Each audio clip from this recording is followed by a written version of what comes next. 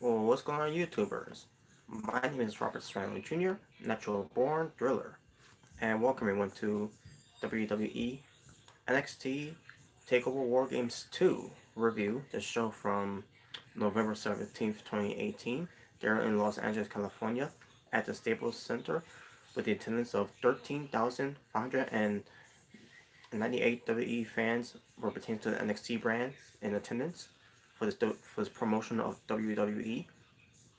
The official theme song was "Wonderful Life" by Bring Me the Horizon, feature Dana Dana Fr Dana Fr I think that's how you pronounce it, and also Maria Nine Trench by Nita Stratus, and voices by Motherless in White. So, folks, your commentators were the returning Maronaro.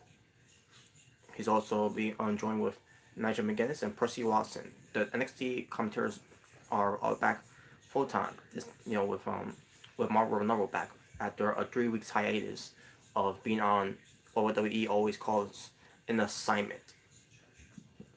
But whatever, right? um, the show.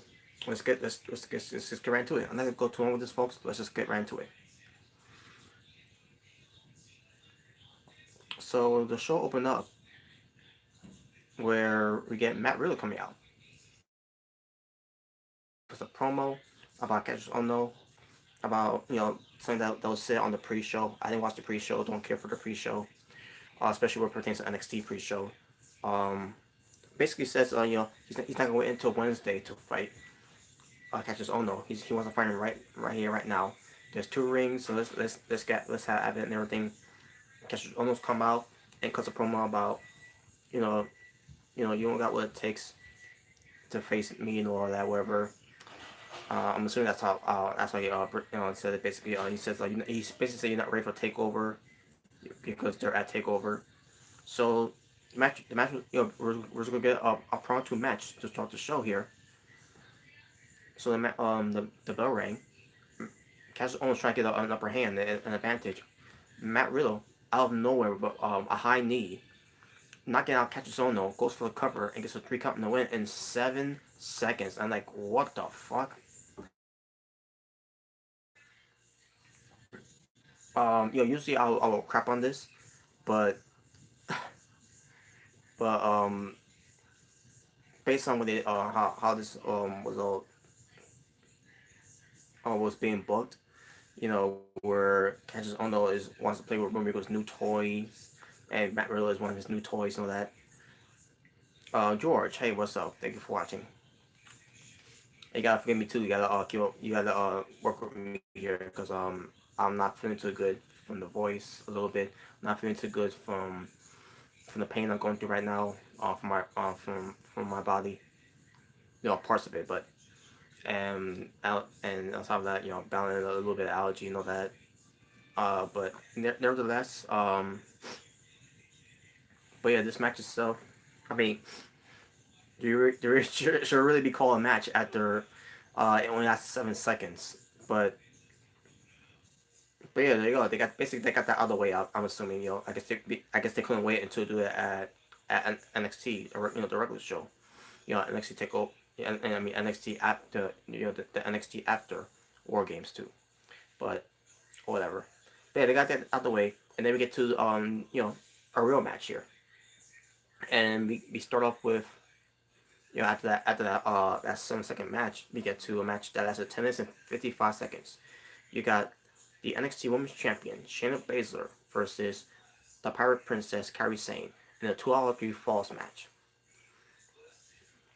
So the match itself, the first fall of the match, Kairi Sane was kicking Shayna Baszler's ass in the match.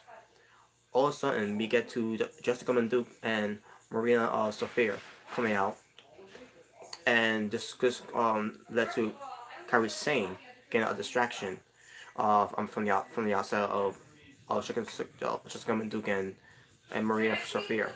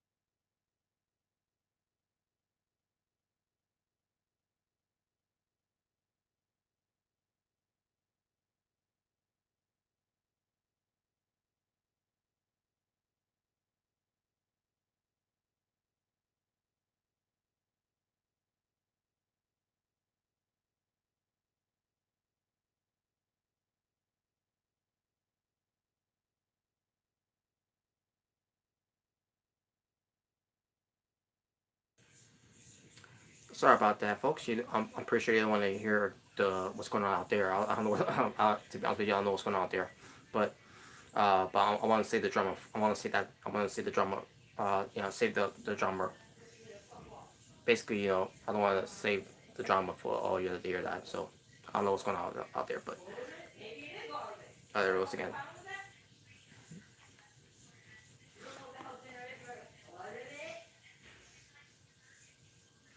Yeah, I don't know if you can hear what's going on out there, but um, mother and son.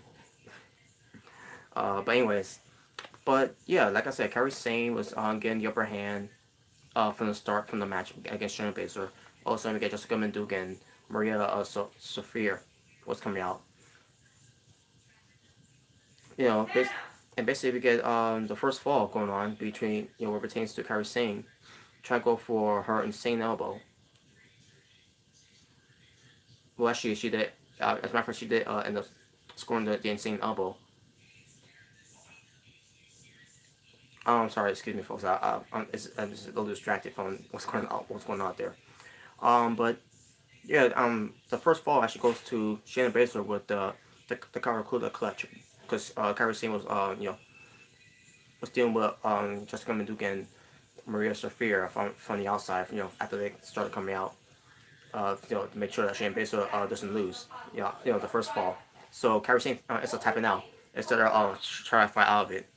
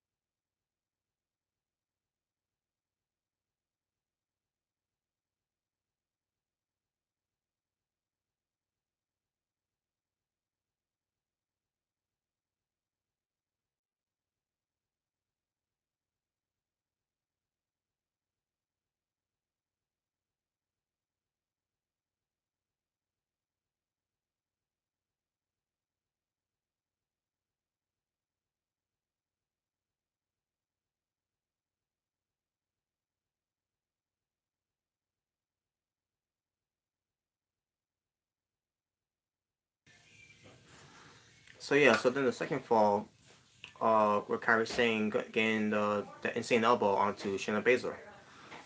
And again you get Jessica Menduga and Maria Shafir trying to get involved in the match. So we get the third fall. So now we get 101 for Shayna Baszler and Kairi Sane. So then all of a sudden, the match resumed. In the end of the match, Jessica Menduga and Maria Shafir try to get involved again, and they did. Also, we get Dakota Kai come in to at least even the odds, but the numbers game for Dakota Kai against two women on the outside. Also, we get Io Shirai coming out, and she goes for her golden moonsault on the outside to all three women on the outside. The match continues on between Shayna Baszler and Kairi Sane in the match. Also, we get Shayna Baszler catching Kairi Sane from the arm after she, went for the insane elbow to roll up with a crucifix type of pinfall and gets the win. So your winner and still your NXT Women's Champion, Shayna Baszler. And there you go. And the match itself, folks, I thought the match was pretty good. I mean, where it pertains to 2 out of 3 falls, you know, they made this match short because of the one match that's going to be end up being very very long, and we'll get to that when we get to it. But yeah, I thought the match itself was still good for what it was. George, I apologize I didn't get to read your comments, but yeah, you said the only 2 matches I like was Aleister Black versus Johnny Gargano, and the War Games match. Still, still steel cage roof. Um, but oh yeah, I think you meant still no steel cage roof.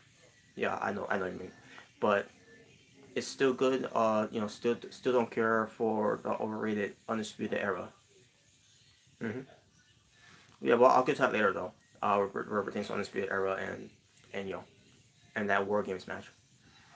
You said that was BS. What they did to Cassius Ono, aka Chris Hero, like Matt Riddle, but not really like on the booking of Cassius Ono.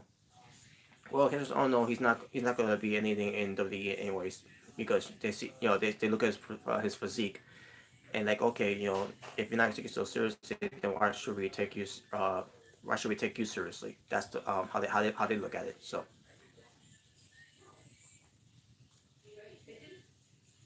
all right, next match, what I consider to being match of the night was Aleister Black versus Johnny Gargano. This match lasted 8 minutes, well, 18 minutes and 10 seconds. Excuse me. This match was pretty damn good.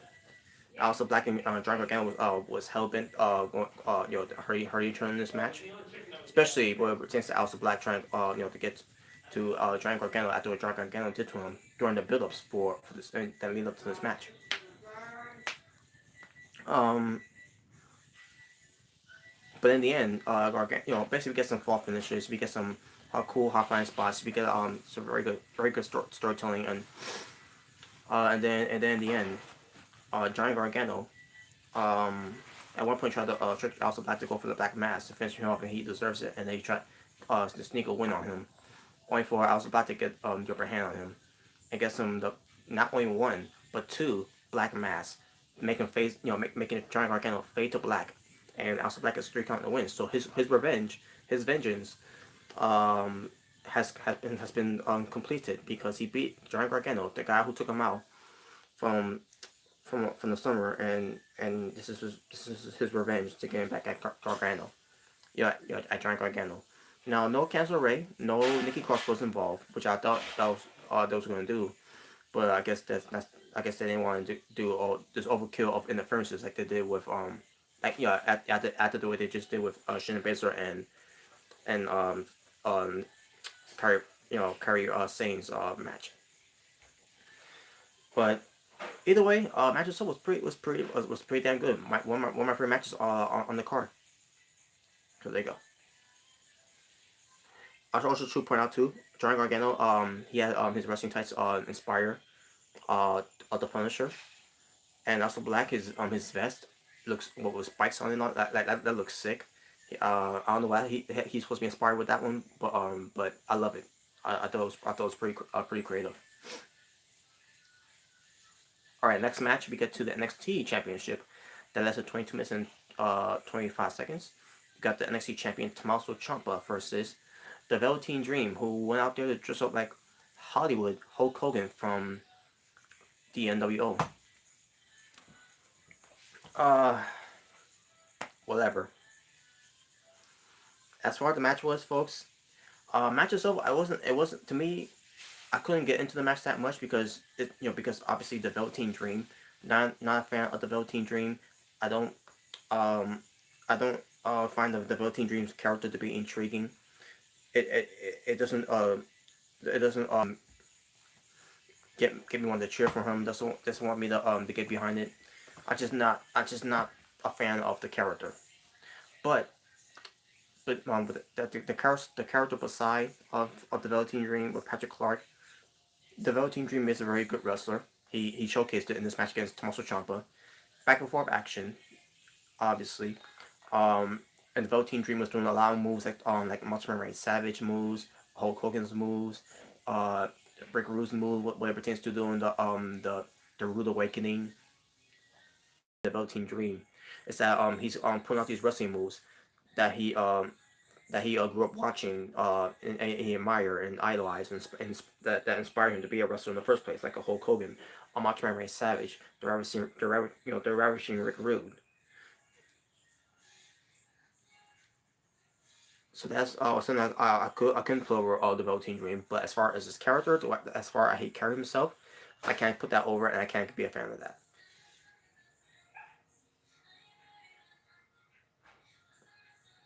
But besides that, the match itself was pretty. As much as I didn't care about the match from the beginning, and especially from a little bit from the middle of the part, but also I started caring about the match as it goes by. I'm like, oh shit, this match, I'm starting to get into it now because the Velveteen Dream is on doing some very very cool moves, and you got Tommaso Ciampa, being Tommaso Ciampa, with him being a heel, which was very classic, where it pertains to that.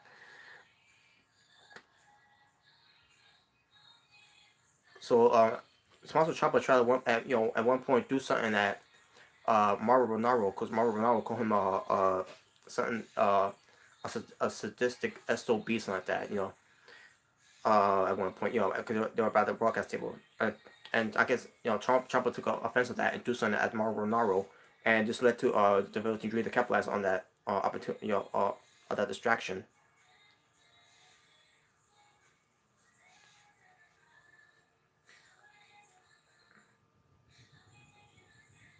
Sorry, folks, I was something bothering me back.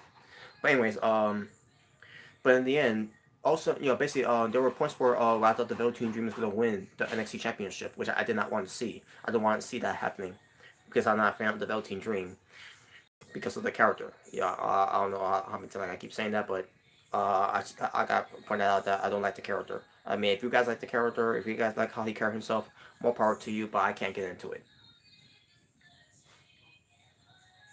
But anyways, so he went for the Purple Rainmaker, just getting near a fall, and he tried to go for it again because Champa was near the ring apron, and he's gonna do like he did with EC3 back in Takeover Brooklyn 4, which I was there at the time to see how that ended up being. It was pretty good at the time, and he tried to go for it on Champa on for Champa to get out of the way because he basically was playing possum right there. Was gonna go that route. So basically Champa knows what he was gonna do, and Champa knew what he was doing at that time. So as finally he goes for his elevated DDT, um, who at one point did it in the ring, in the match, but then also he does it again in the end of the match where he does it onto to the middle part of the where between the between the rings, because there are two rings basically for this show. So yeah, also should point out too, Kazuchika Ono and Matt Riddle wrestled in the first ring. Same thing with Kairi Sane and Shayna Baszler. But when it came to the second ring, that was for Elsa Black and Johnny Gargano, and also for the Velveteen Dream and Tommaso Ciampa. But yeah, in the end, I got what I wanted. I got Tommaso Ciampa going over, still NXT champion. And then Tommaso Ciampa decided to kiss the Velveteen Dream on the cheek. And that I could have done without.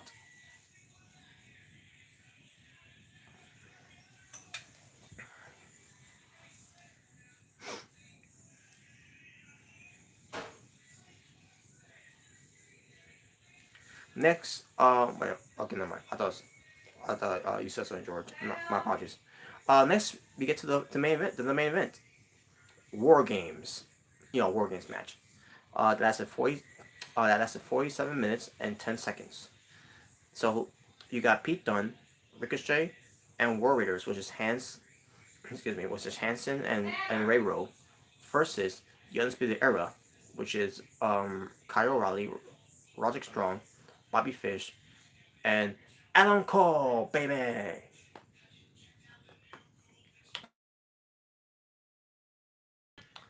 Um, Adam Cole from the SBA ever started in the ring first, while the other three members were in the shark cage on the stage. And then you got War Raiders coming out with the war paint. Pete Dunne comes out with his war paint. Ricochet comes out with his war paint. And we get Pete Dunne and War Raiders inside of the shark cage on the stage, while Ricochet and Adam Cole, baby, start off the match.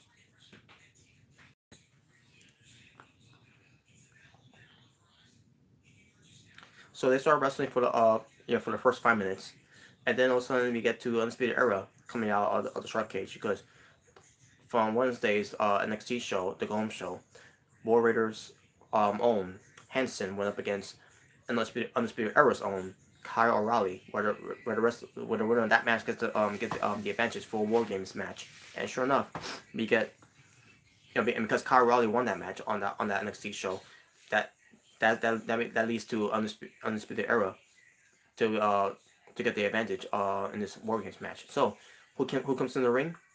We get Kyle O'Reilly coming into the ring to go, or where the odds are against Ricochet, Adam Cole, and Kyle O'Reilly, former tag team partners from Ring of Honor, known as Future Shock, go up against Ricochet in the match.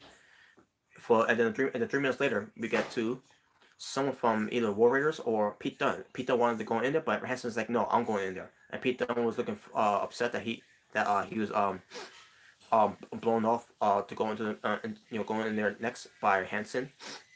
So Hanson gets in the ring. So we get now it's the even playing field.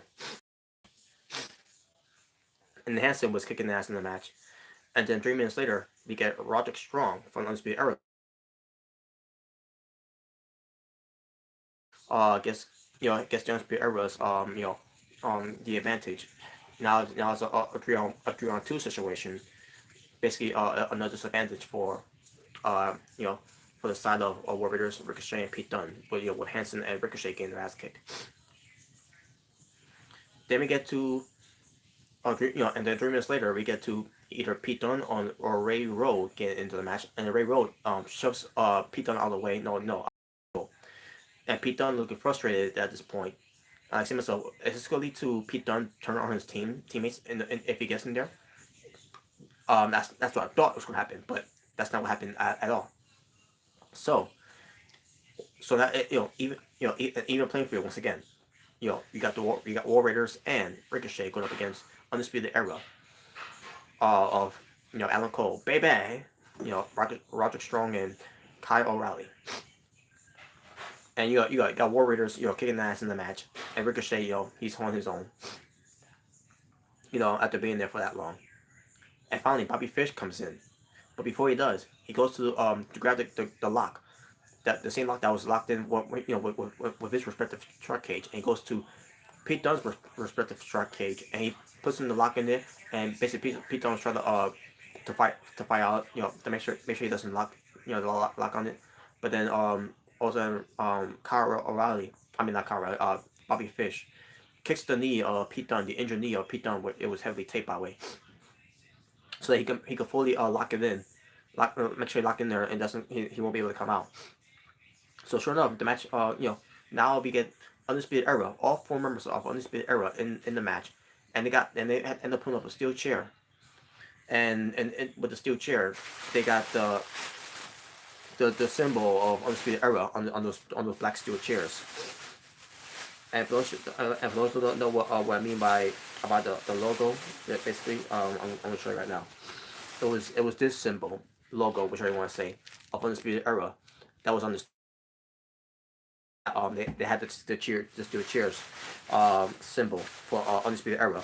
So they go leg to waist to Ricochet and War Raiders, while Pete Dunne is still locked in, and while Pete Dunne is is locked in off the shark cage, but he's locked in there until the time expires though, which 3 minutes later, Undisputed Era is in full control of the match, while Pete Dunne is still trying to get out of the shark cage. You got the referee saying, I can't get this one open.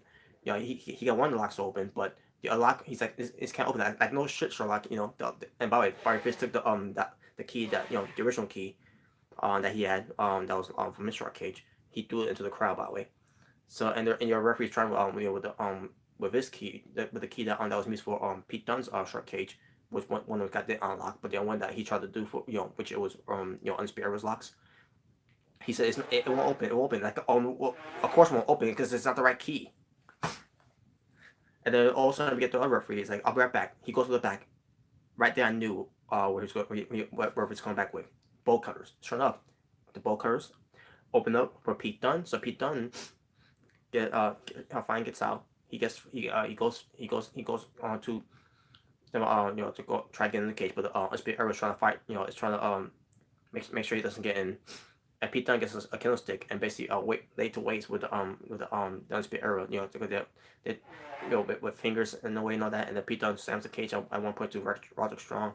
Pete Dunne starts when some candlesticks to Undisputed Era that's to try to block him to get into the cage. All of a sudden, Pete Dunne gets some weapons, trash cans, candlesticks. He got a steel chain in there at one point. He brings in tables, and then we get the match underway. Two referees in one ring and then the other ring. Because keep in mind there's two rings there. Two referees in the cage, while you get the other two referees on the outside. The match begins now with four with four members of the Undisputed Era and four members of whichever they I don't know what they call themselves. They should by the way they should have come up with a name, by the way. They should at least came up with a name for these. Even though they're not gonna be a faction or they're just gonna be a team for that one night, but they should they could at least come up with a team, a name for the team where it pertains to doing this war games match, like what WWE did back then. WWE came up with some creative names back then for what it pertains to going up against the Horsemen or the NWO and all that from the original War Games from WCW.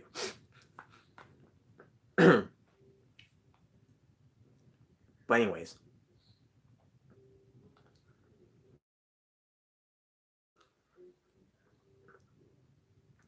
so we get weapons involved, just like last year. We got weapons involved, and the match, obviously from the beginning of the match, it was good. Oh, it was decent. And then it starts becoming solid. And then starts becoming really good. And then also we get a train wreck in this match, but in a good way. It was it was like this spot was good, this spot was great, this spot was amazing, this spot was awesome, this spot was phenomenal. It was all complete total mayhem in this match, and I loved it. I fucking loved it. A lot of cool spots going on, a lot of cool you know this crazy Tower of Doom happened in the match, and like holy shit, that was incredible. Ricochet doing a a, a moonsault by doing two flips, one, two, and oh my god, that was incredible onto a pile of bodies. That was incredible too. There, Ricochet, and obviously, which is why they want to do the roof top for for this War Games match, because they want Ricochet to do some crazy spot, and that's exactly what happened. Ricochet did a crazy spot, which is why they didn't want use any roofs anymore, like they did last year too. What pertains to what they did last year, with Eric Young, and all that. So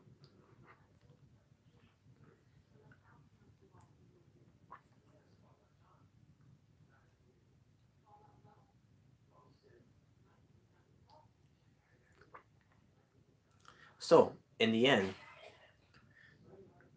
Pete Dunne trying to go for the bitter end, but Anico reverses into a DDT, hits Pete Dunne with the last shot, goes for the near fall. Pete Dunne kicks out though, and then all of a sudden Anico is putting out the knee pad to go for another last shot, this time to the back of Pete Dunne. For Pete Dunne to reverse it, and he goes for the bitter end, and then Ricochet comes out of nowhere with a 450 splash and gets a 3 count, and not just Ricochet but Pete Dunne both pinning Adam Cole to get the 3 count in the win. So your winners of War Games and War Games 2, Pete Dunne, Ricochet, and War Raiders, which is Hanson and Ray Rowe. Wow, what a match, folks! This was an incredible match, and what an incredible show. But also what pertains to after the match it was over too, you had Pete Dunne and Ricochet looking at each other, respective championships. For example, Pete Dunne, who's the UK champion, and then Ricochet, who's the NXT NA champion, North American, and UK, obviously United Kingdom. But yeah, the United Kingdom champion, Pete Dunne, looking at the NXT, the NXT North American Championship, while you got the NXT North American champion looking at the United Kingdom's championship.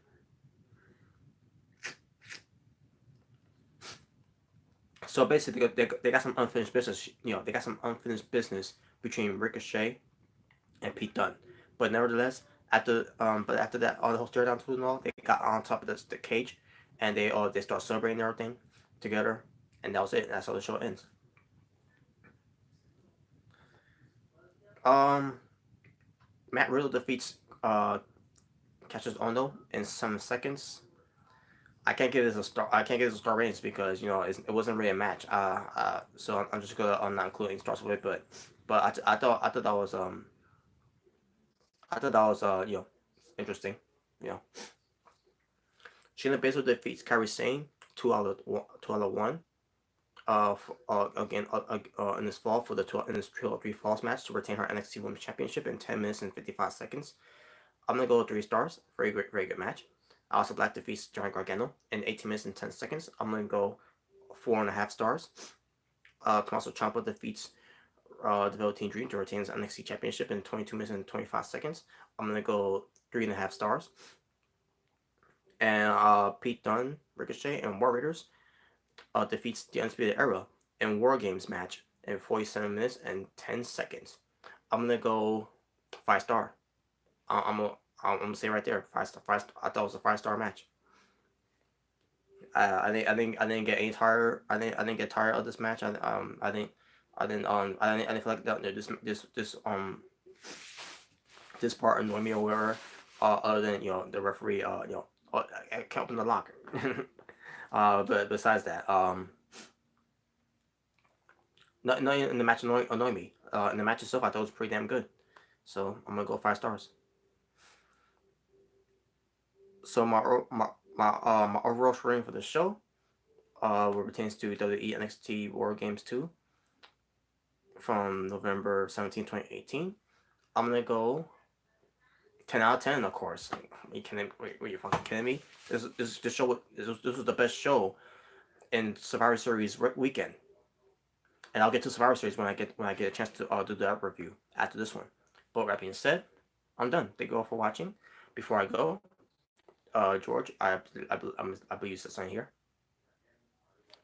Oh, okay, he says, no offense, I'm not liking Kairi Sane in NXT. Much better in Japan. So, saw a few matches of hers in Japan was impressive, of course. But I feel like in NXT she not being used to her full potential. That my opinion. Yeah, but this at the same time this is WWE, so especially where pertains to NXT, of course, not gonna see any full potential in there because WWE doesn't want them to show any full potential. But anyways, but that's not a hero there, and I digress. But there you go. Thank you all for watching. If this is your first time watching me, my name is Robert Serrano Jr., Natural Born Thriller. If you haven't subscribed to me yet, please subscribe to me right now. If you enjoyed this review, give it a thumbs up or give it a thumbs down. The choice is yours and yours alone. And with that being said, I'll give you my WWE Survivor Series review from 2018. But for now, peace on the streets.